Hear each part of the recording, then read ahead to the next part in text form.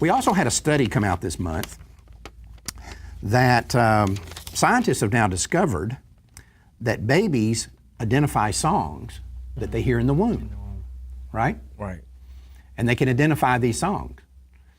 Once they're born, they play the same songs and they can see the recognition of the child of the song that he heard in the womb. You know, one of the abortion industry's arguments, and you hear this all the time, it's nonsense like everything else they say, is sentience. They say babies in the womb are not sentient. So therefore, and you'll hear this from people like Peter Singer, who says that a dog has more rights than an unborn child. And that it would be a sin to kill a dog, but it would not be a sin to kill an unborn child. And his argument, one of them is that they're sentient. The dog's sentient. He's aware of his surroundings. He knows what's going on around him, whereas unborn child doesn't.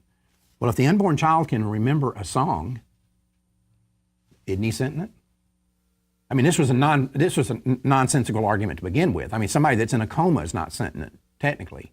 So can you kill them? They just realized something that we all know. You know, dads can go up to a mom's tummy and talk, and the baby starts moving. We've known that. Starts learning his voice. Yeah. I had one of the most powerful experiences because my wife, she had an open heart surgery, and so her pregnancy was a challenge. It was difficult. Well, when our son was born, he wasn't breathing, and so it was kind of an emergency situation, and so he never seen me or anything. They kind of took him away and got him together.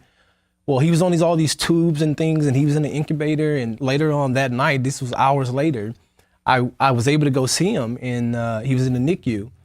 And I said his name exactly the way I used to say it when he was in the womb, when I would talk to him at night and things. And for the very first time, he opened his eyes and he looked up at me and he smiled, and that was one of the most powerful moments. He'd never laid eyes on me, he's never seen me, but he recognized my voice and how, you know, the kind of way I would sing his song, he recognized it. And right then I knew that was very powerful, and he had known. He was interacting with me before he was born. Well, like I said, the argument that the babies aren't sentient is irrelevant to whether they can be killed anyway. Right. But the fact is, they are sentient. As you talk about I think one of the big reasons we've seen a drop in the number of abortions is because the pro-life movement has this amazing opportunity with the technology that we see, and the fact that we can kind of study these babies' brains and we can see them and we can show these pictures. Like, medical technology is coming right along with us and proving that this is a full human being from these very, very early stages when other people were just calling him a blob of tissue. Right. Well, one of the things that I think is interesting is that since this battle began, this country has seen an explosion in all kinds of technology. I challenge anyone on the pro-abortion side, pro-choice side, whatever you want to call yourself, to come to me and say, here is a piece of technology that exists today that didn't exist in 1973 that supports the pro-choice position. Right. Tell me one. I can tell you dozens that support our position. Tell me one that supports your position. One piece of technology. So in other words, the more we learn, the more we know that we were right to start with, right? And I think this is one of the things that fuels some of the anger that we're seeing from the other side.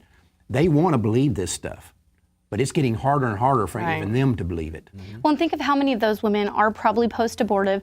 I heard a woman give this speech that just moved my heart. She had an abortion in '74, and she said really didn't regret it, went on to have other children, and her daughter was pregnant. She went with her daughter to see a sonogram and saw the image up there and literally had a panic attack in the doctor's office because she had aborted at that same stage, but it was this kind of, fuzzy, foggy picture, and now she was seeing it for what it was. So I think there's almost this buyer's remorse, right. Like they talk about what's the book?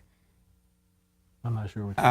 Well, yeah. This book, the refund abortion or whatever. Yeah, Janet's book, Recall Abortion. Yes, right. sorry. I think that's exactly what it is. People have buyer's remorse about. Well, you know what